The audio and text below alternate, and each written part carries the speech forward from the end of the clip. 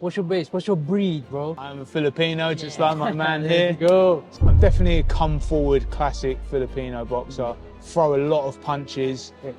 Speed, power. I'd rather try and out-punch you than out-slip you and out-defense you. Tell us a little bit more about your camp, because I know you went through a whirlwind. With the cancellation on the week, luckily my manager Alec and Steve Goodwin, the promoter, got me on this show last minute, so we were able to save the fight. I think for me, the definition of a fighter, someone who will push through no matter what. I put that down to myself as well because I'm always in the gym. After this fight here, I'm gonna get back in the gym same week. I just love training. I love fighting. I really love fighting. If I was fighting for financial benefit, I would not be doing it. I'm fighting because I get excited. All throughout my life, I was late for school and I lived 2 minutes from school. Late for school, late for work, but boxing, I'm there early. Never late. Hands wrapped, never late, and I love it, mate. I love it. It really it gets the hairs on my arm standing up because just even talking about it. Welcome to TAZ Talks. I'm here with Dean Gardner. Hello guys, I'm Dean Gardner, Dean Gardner. I'm a 4-1 professional boxer from Sutton in South London.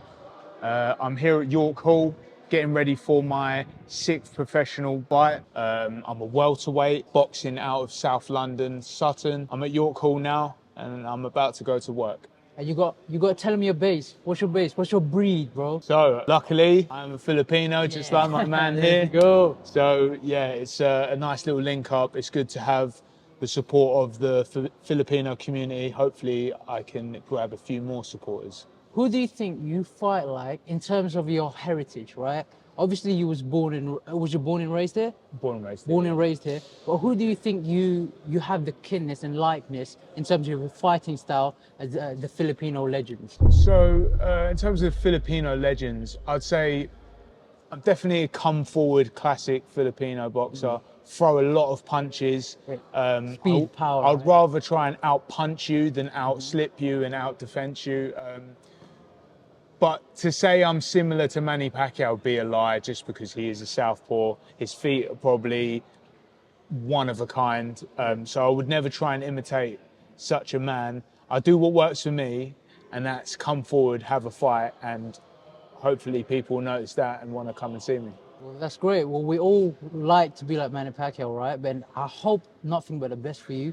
And I wish you can be the next big thing, because we need someone in the boxing community, especially in the Filipinos, to bring that pride within us. Of course. You know what I mean? Of course, To back someone, because as you can see, different Asian cultures now, like the Pakistanis, the Indians, they have a lot that they're backing now. Yep. Like obviously Amir Khan with the Pakistanis and so many. But now we obviously had Manny Pacquiao, but we haven't had anyone from England. That's what I mean. mean. So happy, but it's not really professional. It's a different level. Yeah. You know? Yeah. And is that something that you'd like to, bring? I mean, even Salt Puppy, he's from the UK and he's tapped into the UK market of the Filipinos. I'm yet to do so, but that's something I would love to do. I know once they get to know me, once they see like my family life, once they can maybe see my mum and see my mum is a classic Lola. She gets the Lolas round for the foods and stuff. Like, if they see that part of me, that side of me, then they will know this is a classic Filipino kid just trying to make it. But I bring that English side to me as well. My dad was English, and I grew up around my English friends and being in and around that environment, so I can do the best of both worlds. I just need the support.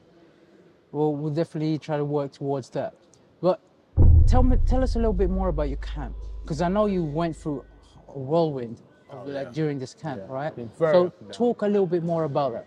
So obviously 8-week camp, working with a nutritionist. I want to shout him out quickly. Terry's Knockout Fitness. Brilliant camp. Has made me feel unbelievably strong.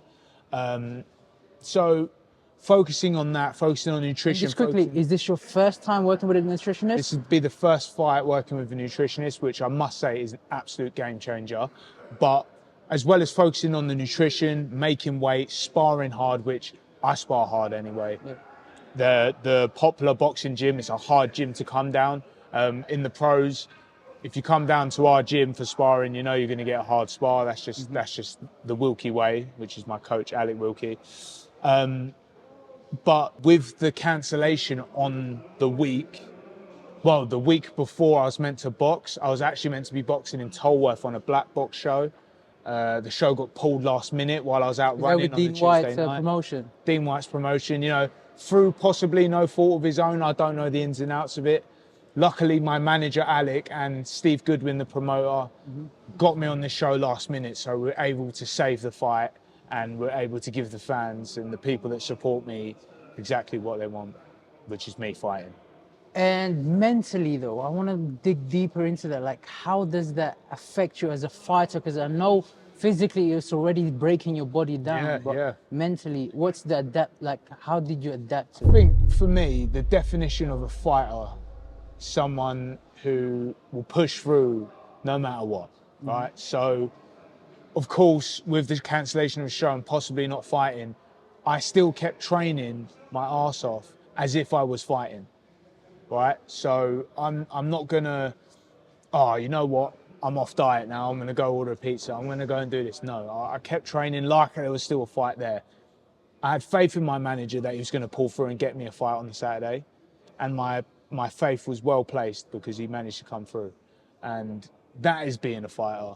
Being a fighter is fighting through the hard times and sticking with what you know and trusting the process. I mean, it must have been healthy, but how long was you in that limbo of like not knowing if you're gonna have another fight? I found out on the Tuesday of fight week. Just this week? The following week, the previous week. So fight week, found out on the Tuesday that show might be pulled. On the Wednesday, we were in the gym trying to sort it all out. And then on the Thursday, I found out I was boxing on a different show. So those 2 days were tough. Obviously for my stablemate as well, Zoe, because she was going through the same thing as me. But again, our team pulled through for us. And that is the main thing. You know? And is that your management? My management, Alec Wilkie, who's my trainer manager, and he works closely with Steve Goodwin and certain other promoters as well. So, and he sorted everything out and sorted everything out. Yeah, got it over the line. Goodwin was nice enough to allow me to use the tickets from the previous show on his doors, so I didn't have to go around running around swapping the tickets over. Yeah. No one helps me, you know. My girlfriend, my brother, my mum, they all. You know, this camp has been tough selling tickets. And I had to put a Facebook post out saying, like, look, guys, like, if I don't sell enough tickets, I don't box. Not a lot of people know that that's the nature of the game. People think that, oh, you're making £50 a ticket, you must be loaded. Yeah. No, that money does go to the promoters first, and that money does go on, like, the fees just to be able to box. So in order for me to actually box, I need the ticket sales. And I might walk away with 100 quid, 200 quid. And if you think about how much time I put in the gym, if you think about how much time my coach puts into me, you're left with not that much. But the reason you do it is because you love to fight. And the reason we all do it, and we're all a part of boxing, is because we love the sport. It is hard, but the rewards can be big. I know, right? And that's what you're working towards, especially, I mean, you're only beginning, really, like in your career, start right? The journey, yeah. I mean, does that take a toll in your mind, though? Like, obviously, money, the finances always breaks people down, right? Yeah. But do you think that, what's your suggestion to yourself? Because obviously at the beginning, you would probably think that, boxing is a lucrative career, right? There's a lot of money. Floyd Mayweather, Manny Pacquiao, there's so many people that made money out of it. Yeah. But obviously going to the ins and outs of the actual, grassroots level and starting your way up, what's your advice to your younger self to say, like, how could you motivate him? So my younger self, if I could say anything, don't expect sunshine and rainbows when you first turn pro, because it's not. It's going to be a lot of chasing around, a lot of groundwork, and a lot of mental stress. Very thankful myself that I have a mum that is so supportive. She does support my boxing. She knows I've been fighting since I was a kid, starting off in Taekwondo, moving on to kickboxing and now boxing. She's been so supportive through the whole thing. She knows I've got talent. I'm lucky to have her in my life, and my stepdad also. Like, they're both so supportive of me. But when I first turned pro, I genuinely thought like, oh, there's going to be cameras and Yeah. flashing lights and oh, Dean's turning pro, wow. But it was just me, my manager, Zoe was there, and she took a little picture of us shaking hands. I signed a bit of paper, and that was it. I was a professional boxer. And yeah, you know, it was exciting. I'm now a professional athlete. When was that? That was 2020 or 2021. I've been a pro for 2 years now. So just after the pandemic or during it? Just after. Just after. I met him during the pandemic, and then just after is when he decided he wanted to take me into the pros. Oh, wow. I mean, you've really upped your journey when you think about it, right? Because even though it's only been 2 years, like you've really been I've been active. I've been active, and I put that down to him. I put that down to myself as well, because I'm always in the gym. After this fight here, I'm going to get back in the gym same week. I just love training. I love fighting. I really love fighting. If I was fighting for financial benefit, I would not be doing this. I'm fighting because I get excited. All throughout my life, I was late for school and I lived 2 minutes from the school. Imagine that, yeah. I literally lived. I think it's that Filipino timing. It is the Filipino, just being too relaxed about it. But late for school, late for work. But boxing, I'm there early. Never late. Hands wrapped, never late, and I love it, mate. I love it. It really it gets the hairs on my arm standing up, because just even talking about it. I know you're Filipino, so it's in our blood to fight, right? But what actually got you into it? So I lived in Thailand, actually. Being a Filipino, living in Thailand, got mistaken. You lived in Thailand? I lived in Thailand, yeah. So I got That's mistaken. That's an interesting story, man. I know. I got mistaken for a Thai kid so much. But yeah, I lived in Thailand for about 4 years. Yeah. Now, out there, their prime sports are Thai boxing, and another form of Thai boxing, which is like, it's kind of like a bare knuckle version anyway. Oh, I think I've seen this one. They do like flying headbutts. Left way or something. Left way, that's the one. Yeah. Yeah, it's mad. Now, I've seen that, they're crazy. Yeah, so obviously, my parents wouldn't let me do those two yet, because I was still a kid. So they enrolled me into Taekwondo. And I competed in Taekwondo for like the next 4 years. I picked up medals up and down the country, was winning loads of fights. I was actually very good. I'd say like international level. And then once we moved back, I started getting into kickboxing out there, like Thai boxing. We then moved back to the UK, and that's when I took up Muay Thai kickboxing. And I was doing that all through my teens. Originally, the plan was never boxing. So with my background in kickboxing, I loved the UFC. I loved MMA. That's when it was like coming up. Chuck Liddell, I see you, Wanderlei Silva, you look more like a MMA fighter. I know, yeah, I loved it. I was doing jiu-jitsu for years, and the plan was always that. Now, I only boxed, so I come from a kickboxing gym. I only boxed to work on my hands, because MMA fighters do box as well. And you call it striking, right? Striking, yeah, like MMA boxing. It was that sort of thing. So I was always preparing for that. I was like, oh, the MMA debut, working towards that. I was having like kickboxing bouts, but I kept injuring my foot. So after every kickboxing bout, I wouldn't be able to walk for like a couple days. I'd have to take 2 weeks off training. So I was like, look, my foot obviously needs to just heal. I need to take a break from it. So I'm just going to work on my boxing for a little bit, which all helps the main goal. And then I started boxing, and I just fell in love with it. I boxed on the unlicensed scene, which is the Queensbury Boxing League, which you're familiar with. I got 3 knockouts on there. I had a total of 5 fights. I won a regional title, and I was like, wow, this is actually what I want to do now. Yeah, and then I stuck with the boxing, and here we are. And what time was that? Because I know, like, we literally just missed each other. Missed each other. I fought around there in 2017, and I think my first fight was 2018 or 2019. That's when the COVID come and then it messed everything up. Yeah, because he was still with we were talking about it earlier. He was still with Ross Minter, wasn't it? Ross Minter, yeah. He was the Queensbury name, and then he took the Queensbury name with him when he stopped doing it. Now it's called Quest. Yeah. But it was, yeah. That's why it changed. But did you have any amateur experience in boxing, or did you go straight to unlicensed? So the unlicensed, that got me into the boxing. Then over COVID, I met Alec Wilkie. So I wasn't boxing for ages, didn't really know what to do with myself. One of my best friends now, Danny Cassius Connor, Southern Area champion, boxed on Sky 3 times. Like he's He's the man in our area for boxing. He messaged me on Instagram, said, look, you're really talented. I want to take you to East London to meet my coach. So I was like, okay, all right, let's do it. I was hungry to meet new people and see what comes next. Met him. Alec was excited by me and wanted to sign me and turn me over pro. So I said, okay, cool. Things are starting to take off for me now. But then when I went to turn pro, the Board of Control who issued the licenses had just changed their rules. Now, the new rules state that you cannot turn professional unless you have an amateur background. You see, my background was unlicensed. I had 5 unlicensed fights. I must have had like 40 to 50 taekwondo fights. It changed literally just as I went to turn pro. So my mob of around that time. Around that time, yeah.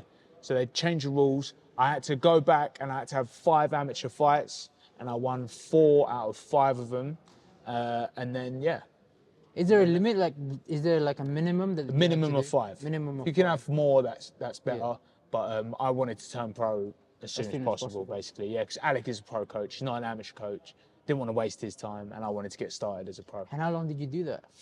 5 fights. It took me. I squeezed out the 5 fights in like 2 months. 2 months. Yeah, I was fighting. I I think it's just all like ludicrous that whole rule. It's so stupid, mate. Because I mean, going by your level of fighting skills, if you can win regional in a Queensbury, because Queensbury is not just any unlicensed. At that time, like, Queensbury was it's like probably really the best of the white collar, exactly, right? scene, like, I would say. it's really, a lot of them are better than a lot of the pros at a low level when you see it. Yeah. So if you're that good, they still won't qualify you to be a pro. I mean, what did you think of that? Like, so I thought I was good enough. Alec told me I was good enough, and he's been in boxing 40 years. But I think it is a good thing, you know. And if I could go back in time, I would do it all over again, the amateurs. Even though I always had the talent, I believe it's stopped because there's a lot of players in boxing. There's a lot of people that want to pretend to be a professional boxer, but won't go and do the runs, won't do the diet, won't spar hard.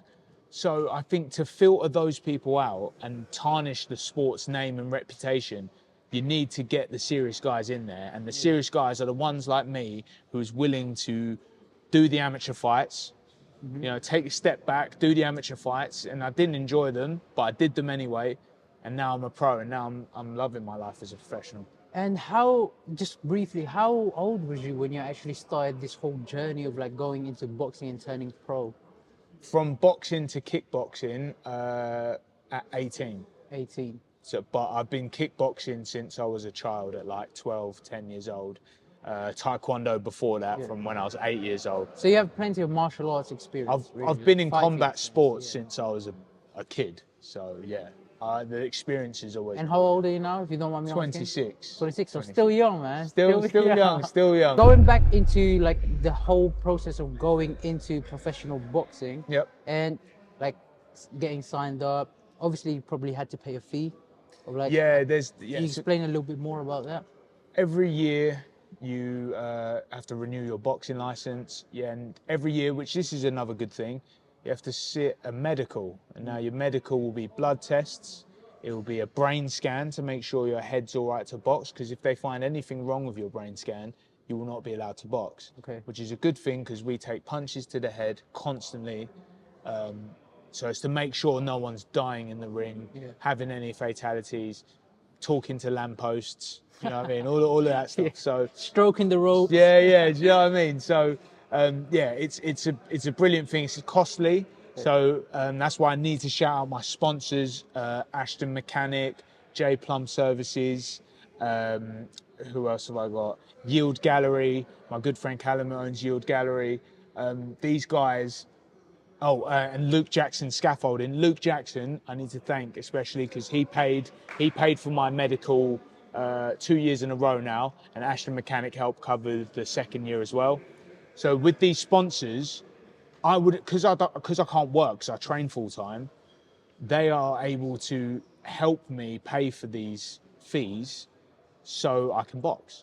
Wow, man. And these guys are the backbone of my career, basically. So you do this full time? Full time. Full time, and you have like wonderful people to support you. Support me, my mum, my sponsors, my family, and all the guys who buy tickets to watch me fight. Those are the guys that are helping me get in the ring.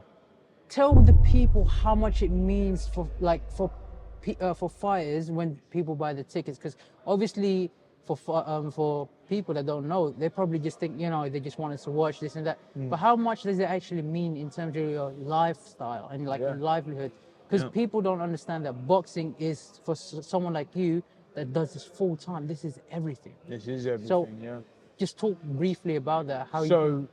Again, you don't sell the tickets, you don't box, because when you ask to box on a show, they have certain requirements and fees that need to be met.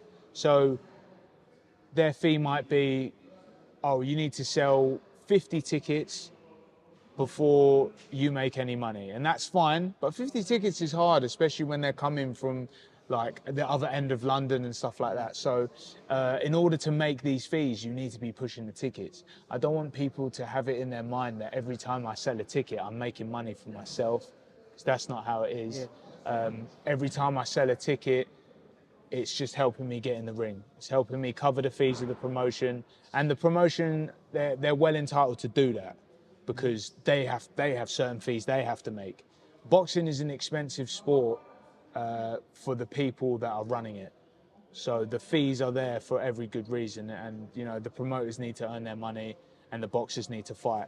So that's just the way things are set up. So do you think it's a sustainable like lifestyle in terms of like... Yeah, definitely not sustainable, but it can be made possible with the right people around you. And by the right people, I mean support from sponsors, support from managers, and most importantly, parents. Parents. Yeah, most importantly, parents. And I know you have like a great partner that supports you.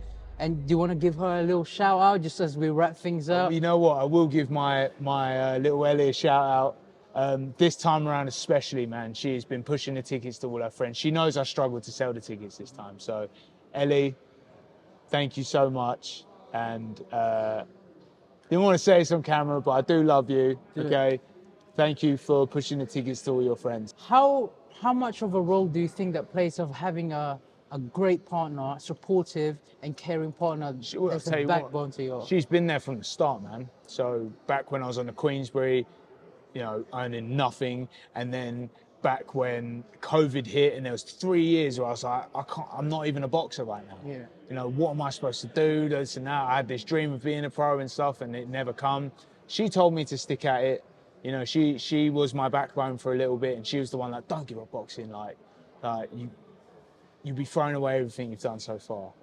And I didn't, and now look, I'm at York Hall, I'm on a Steve Goodwin show, I'm doing an interview with you. Like, sometimes you need to really look back at those times and think, yeah, you know, that I had the right people around me to get me where I needed to be, and she was definitely one of them.